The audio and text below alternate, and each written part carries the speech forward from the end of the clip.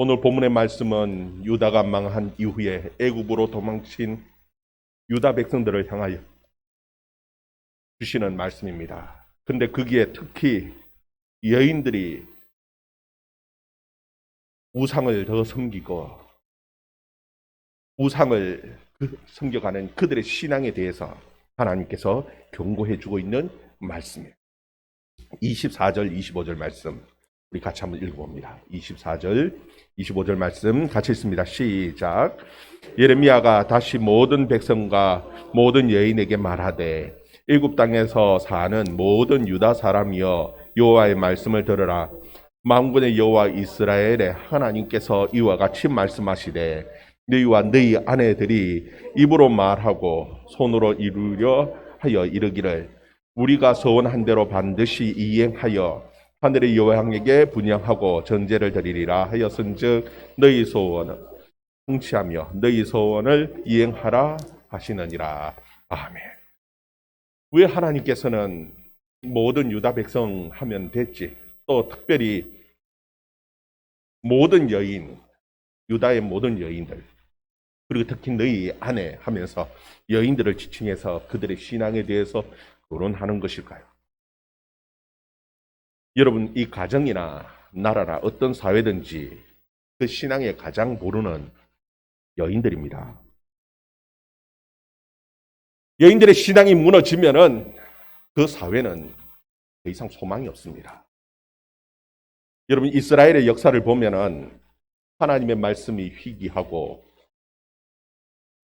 하나님의 법궤는 빼앗겨 버렸고 하나님의 성막은 불타버린 이스라엘의 가장 위기의 시대가 있었습니다. 엘리 제사장 때였습니다. 그 위기의 시대를 극복하고 다시 부흥의 시대를 만들어내는 그 초석이 되었던 그 사건은 다른 것이 아니라 한나라는 그 여인이 하나님 앞에 눈물로 기도하면서 그 신앙을 지켜내고 사무엘이라는 위대한 선지자를 양육해 내므로서 사무엘과 다윗의 그리고 솔로몬에 이르는 큰 믿음의 부흥의 시대를 만들어내는 겁니다. 다른 것이 아니라 바로 한 여인의 눈물의 기도와 그의 신앙으로 다시 새롭게 회복되어지는 것들을 우리는 말씀을 통해서 봅니다. 여러분, 이것은 먼 옛날 유다에 있었던 이야기만이 아닙니다. 어떻게 보면은 우리나라의 그 믿음의 모습들이 바로 그런 겁니다. 참 살기 힘들고 어려운 시기에 정말 우리의 어머니들은 그 불신의 가정에서도 자신의 신앙을 지키려고 할 뿐만 아니라 믿음의 자녀들을 양육하고 키워냈기에 정말 한국교회의 위대한 부흥을 만들어냈던 그 역사들을 우리는 너무나 잘 알고 있습니다. 다른 것이 아니라 바로 우리 어머니들의 그 눈물 어린 기도와 그 믿음 때문에 한국의 부흥은 만들어냈던 것이에요. 오늘 하나님께서는 여인이 앞장서서 하나님의 신앙을 버리고 우상을 섬기는 그 모습들을 보면서 참 더 이상 소망이 없다라는 것을 말씀하고 계시는 거예요. 그런데 그 여인들도 할 말이 있지요. 뭐 우리만 다 책임집니까? 다 이 남편들이 시켰고 남편들이 좋아하니까 우리가 그렇게 했지요. 그와 같은 변명을 합니다. 우리 19절 말씀 찾아서 같이 한번 읽어봅니다. 19절 말씀 같이 읽습니다. 시작. 여인들이 이르되 우리가 하늘의 여왕에게 분향하고 그 앞에 전제를 드릴 때 어찌 우리 남편의 허락 없이 그의 형상과 같은 과자를 만들어 놓고 전제를 드렸느냐 하는지라. 아멘. 이 여인들이 할 말이 있지요. 뭐 우리가 다 잘못입니까? 남편들이 좋아하니까, 남편들이 하라고 하니까, 남편들이 원하니까 우리가 그렇게 했지요. 그럼에도 불구하고 하나님께서는 이 여인들이 신앙이 무너지고 나니까 그 가운데 더 이상 무슨 소망을 보겠냐. 그 신앙을 지켜오는 가장 큰 보루는, 마지막 보루와 같은 것은 바로 그 여인들의 신앙이었는데 여인들의 신앙이 무너지고 나니까 하나님께서 뭐라 하시는 줄 압니까? 26절에 보면 그러므로 애굽 땅에 사는 모든 유다 사람들이여 여호와의 말씀을 들으라. 여호와께서 말씀하시되 내가 나의 큰 이름으로 맹세하였은즉 애굽 온 땅에 사는 유다 사람들의 입에서 다시는 내 이름을 부르며 주 여호와의 살아계심을 두고 맹세하노라 하는 자가 없으리라. 그들 가운데 더 이상 하나님을 찾고 그들 가운데 하나님의 이름으로 맹세하고 하나님의 은혜를 구하는 그와 같은 사람들이 더 이상 없어질 것이라고 말씀합니다. 여러분 그 이유가 무엇입니까? 여인들의 신앙이 마지막 여인들의 신앙이 무너져 버리기 때문에 그 가운데서 더 이상 무슨 소망을 그 가운데서 무슨 더 희망을 바라겠냐라는 거예요. 이젠 더 이상 가망이 없다라고 하나님께서 선언해버리고 계시는 것을 우리는 말씀을 통해서 보게 되어지는 겁니다. 여러분 오늘 우리 믿는 믿음의 부인들은 정신을 차려야 합니다. 세상 것을 소망하고 세상 것을 자랑하고 세상 것이 전부인 양 그렇게 살아서는 안 됩니다. 우리 자신의 믿음을 지켜야 될 뿐만 아니라 믿음의 자녀들을 양육하는 데에 온 힘을 쏟아야 하는 겁니다. 그래야지 한국 교회 안에 이 대한민국에 소망이 있는 겁니다. 다른 사람을 원망하고 대통령이 어떻고 정치인이 어떻고 그런 말은 사실 필요가 없는 것이 사실 우리에게 있어서 가장 큰 중요한 책임을 가진 것은 바로 저와 여러분이고 특별히 가정의 여인들이 얼마나 믿음으로 살고 믿음의 자녀들을 양육해내느냐 이것이 한국의 미래가 달려있다는 것을 여러분 깨닫고 하나님 앞에 은혜를 구하며 기도할 수 양육할 수 있는 저와 여러분 되기를 주의 이름으로 축원합니다. 근데 오늘 말씀을 보면은 우리는 참 잘 이해가 되지 않는 것들이 있죠. 하나님께서 그렇게 싫어하시고 하나님께서 선지자를 통해서 계속해서 우상을 섬기지 말라고 말씀하고 계시는데도 그런데도 불구하고 왜 그렇게 우상을 찾아가고 우상을 섬기는지 우리는 말씀을 볼 때마다 참 잘 이해가 되지 않습니다. 여러분 그 이유가 뭔 줄 압니까? 신앙이 무엇인지 잘 깨닫지 못하기 때문에 여러분 신앙이라는 것은 하나님과 우리의 관계입니다. 그런데 우리는 관계라고 얘기할 때에 이 관계를 어떤 관계로 만들어야 될지 잘 이해를 못하는 겁니다. 여러분 우리가 모든 인간들이 어떤 관계를 할 때 두 가지 방식으로 관계를 가집니다. 하나는 사랑을 기반으로 하는 애정관계입니다. 특히나 가정이 바로 그 사랑을 기반으로 하는 애정관계의 기본이죠. 그리고 또 하나의 관계가 있는데 그것이 무엇이냐면은 이익을 추구하는 이해관계입니다.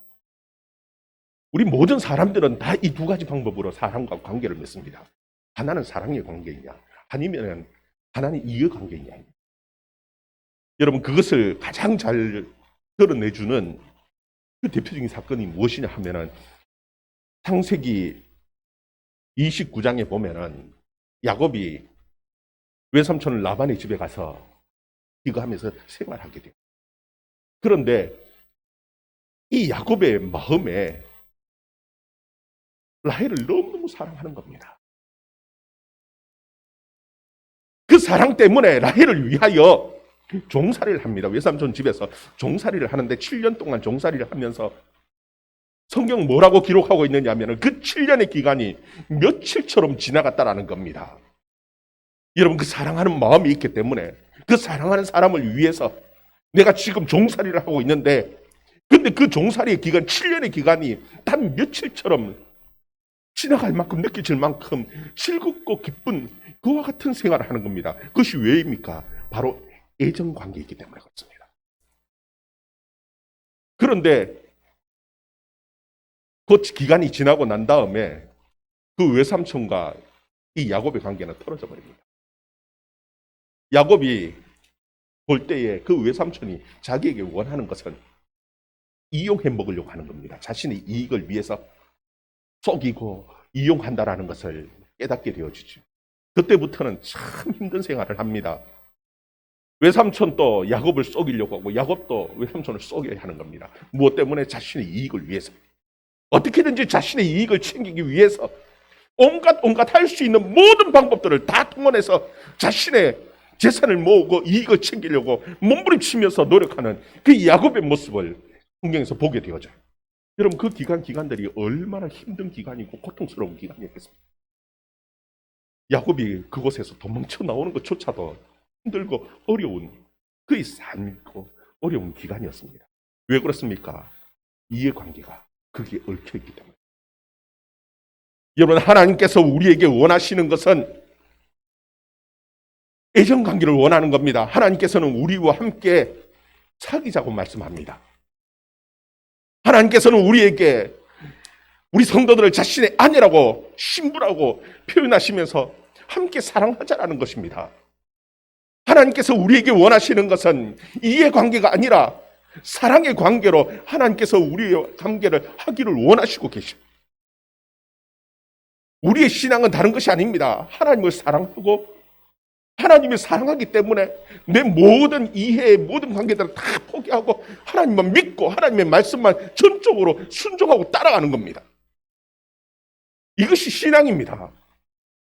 그런데도 불구하고 우리는 가끔씩 하나님과의 관계를 이해관계로 생각하고 하나님 앞에 요구하고 하나님 앞에 나아가려고 하는 그 마음이 있다라는 겁니다. 여러분, 이해관계가 되어지면요, 그것만큼 힘든 것이 없습니다. 제가 한때, 죄송합니다, 제 얘기를 해서 용서하고 들어주세요. 제 아내랑 연애를 하고 제가 프로포즈를 한 적이 있었어요. 참 무식하게 프로포즈를 했어요. 지금 생각해도 참 무식하고 바보스러웠다 싶은 생각을 들기도 해요. 그냥 우리 부모님께 인사하러 가자 하고는 무작정 제가 얘기를 했죠. 그게 프로포즈였어요, 제 나름대로는. 그런데 지금 생각하면 참 바보스러웠죠. 근데 집사람이 그 당시에 저한테 크게 애정이 없었던 것 같아요. 묻는 것이, 당신의 계획이 뭐예요? 당신은 앞으로 어떻게 살 거의 꿈이 뭐예요? 묻는 겁니다. 그래서 제가 제 나름대로 제 삶의 꿈에 대해서, 계획에 대해서 막 열심히 설명을 했죠. 얘기를 했는데 딱 한마디로 차여버렸습니다. 뭐냐니까, 제 꿈은 영부인이에요. 대통령 영부인이 되는 게 제 꿈이에요. 이 집사람 계획 속에 저가 없는 겁니다. 내 계획이랑 당신 계획은 달라요. 그 말 한마디에 저는 차여버렸어요. 물론 나중에 다시 만나고 사랑하게 되니까요, 자신의 모든 계획들을 다 포기하고 그냥 영부인이고 뭐 무슨 소용이 있습니까? 그냥 사랑하니까 다 포기하고 그냥 따라오는 겁니다. 여러분, 사랑이라 하는 관계는요, 바로 그런 겁니다. 내게 아무리 내 나름대로 계획이 있다 한다 할지라도 그냥 그 계획을 포기하고 그냥 무조건 따라가는 것이, 그것이 애정의 관계예요. 하나님께서 우리에게 원하시는 것도 바로 그런 겁니다.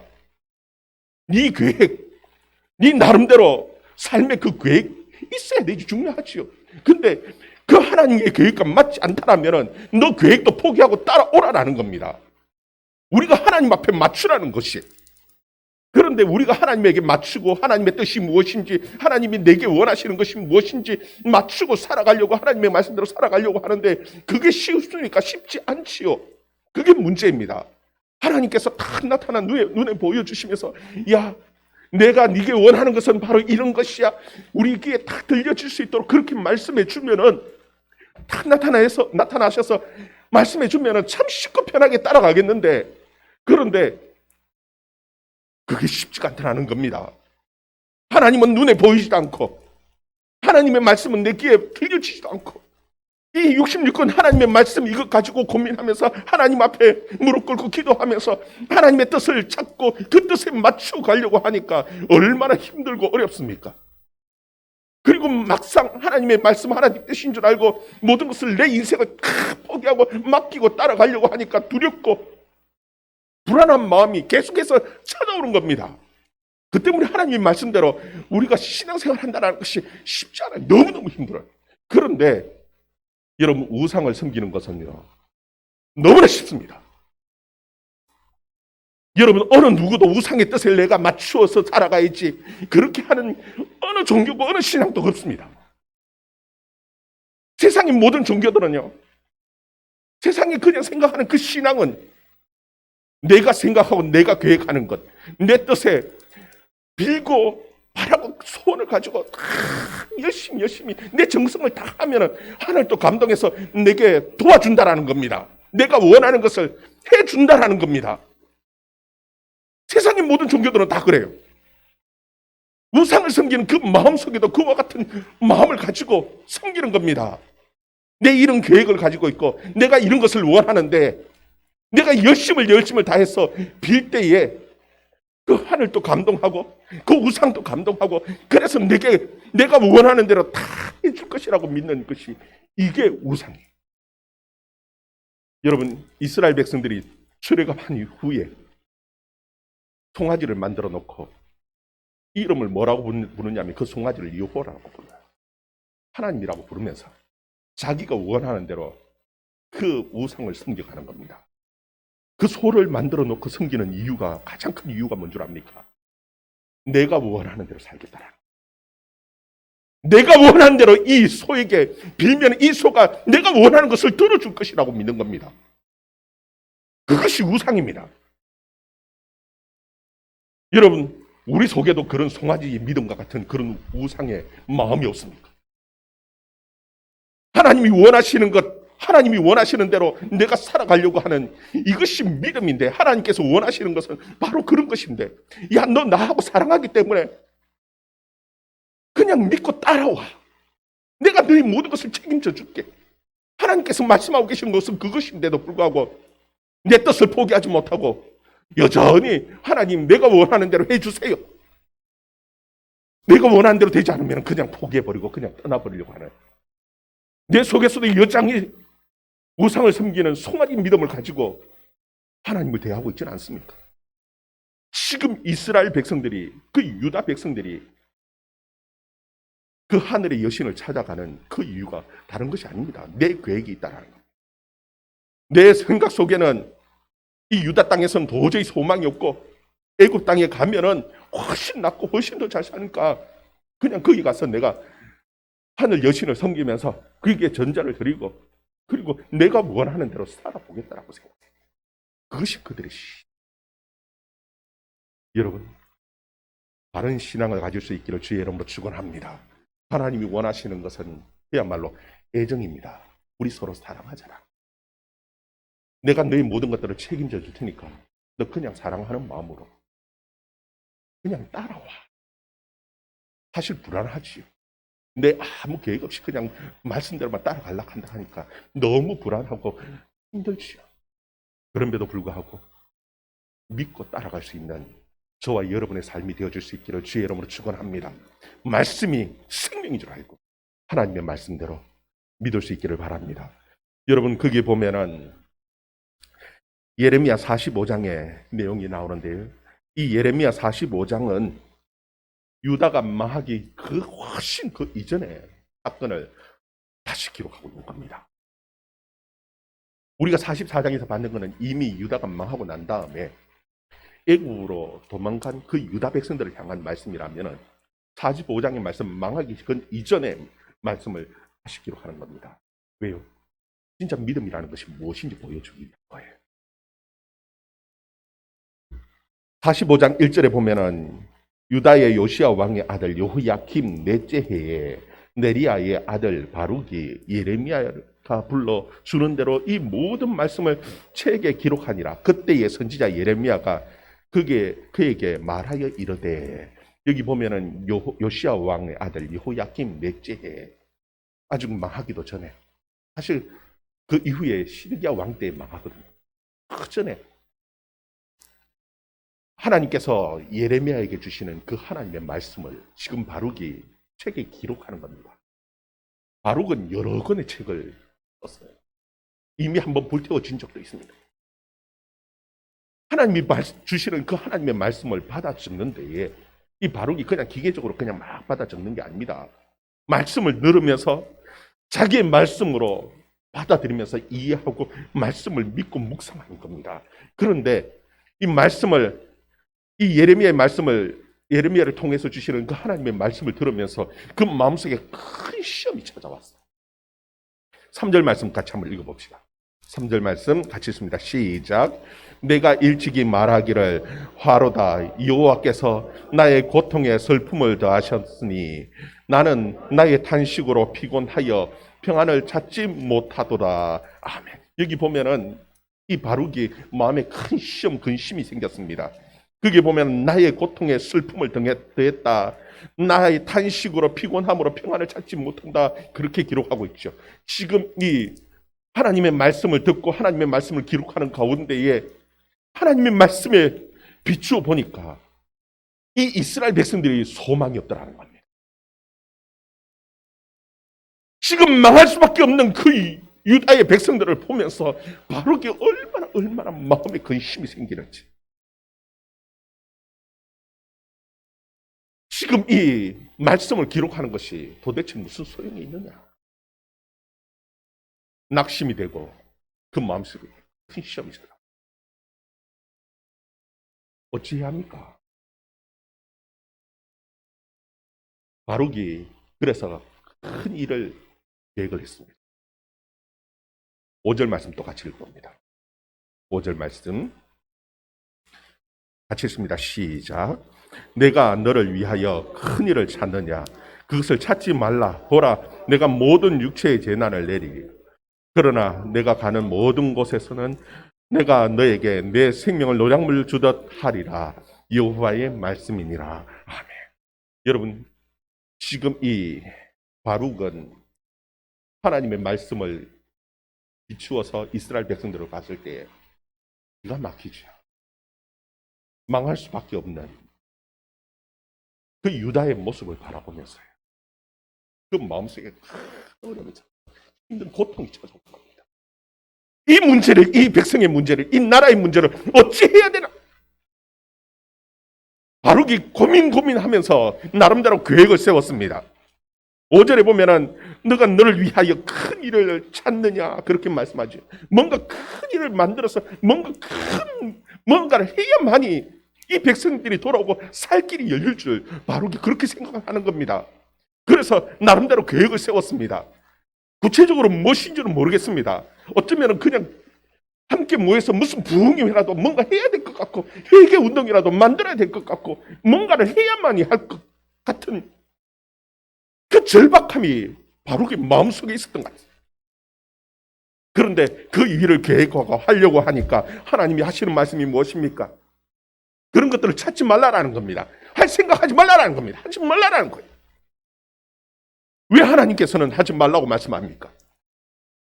지금 이 바룩은 그 백성을 살리기 위해서 뭔가를 해야 할 것 같아서 뭔가를 준비하고 찾고 하려고 하는데 왜 하나님께서는 하지 말라고 말씀하시는 겁니까? 여러분, 그런 행사, 이벤트, 무슨 어떠한 일을 가지고 그들의 믿음이, 신앙이 회복되어지는 것이 아니기 때문에 관계입니다. 그 사랑의 관계가 회복되어지지 않으면 무슨 일을 해도 그것은 아무 소용. 그래서 하나님께서 하시는 말씀이 4절의 말씀이에요. 4절 말씀 또 한번 읽어봅니다. 4절 말씀 같이 읽습니다. 시작. 너는 그에게 이르라. 여호와께서 이와 같이 말씀하시기를 보라, 나는 내가 세운 것을 헐기도 하고 내가 심은 것을 뽑기도 하나니 온 땅에 그러하겠거늘. 아멘. 하나님께서는 심으시기도 하고 뽑기도 하시고 세우기도 하시고 헐기도 하시는 하나님. 세상의 모든 주권을 가지신 분은 하나님이십니다. 여러분, 내 계획이 아무리 계획을 잘 세워서 한들 하나님의 뜻에 맞지 않으면 아무 소용이 없는 거예요. 우리가 무엇을 한들 중요한 것은요, 하나님과의 관계예요. 내가 하나님과의 관계가 정말 사랑의 관계, 애정의 관계가 되어지면 하나님이 원하신 대로 그냥 따라가면 됩니다. 그러면 하루하루가 즐겁고요. 그러면은요, 내 모든 인생의 모든 길을 누가 책임져 주시냐면 하나님이 책임져 주신다는 겁니다. 세우고 뽑지 아니하시고 헐지 아니하시고 심으시는 그 하나님의 은혜가 우리 가운데 있다라는 겁니다. 내가 아무리 내가 고민하고 내가 모든 것을 다 철저하게 잘 계획을 세워서 한들 하나님이 세워주시지 않으면, 하나님이 그 일 가운데 하나님께서 은혜를 주시지 않으면 그게 무슨 소용이 있습니까? 아무 소용이 없는 겁니다. 여러분, 믿음은 그야말로 사랑입니다. 사랑은 내 계획을 포기하고 그냥 믿고 따라가는 거예요. 그냥 함께하고 따라가는 거예요. 그냥 함께 사는 겁니다. 매일매일 하루하루를 그냥 하나님과 함께 동행하면서 하나님이 인도하는 대로 그냥 따라가는 거예요. 그래서 우리가 늘 고백하듯이 하루하루 살아요. 날마다 숨쉬는 순간마다 하루하루 하나님이 원하시는 대로, 하나님이 인도하시는 대로 그렇게 믿음의 길을 걸어갈 수 있는 저와 여러분의 삶의 모습이 됩니다. 주의 이름으로 축원합니다. 기도합니다.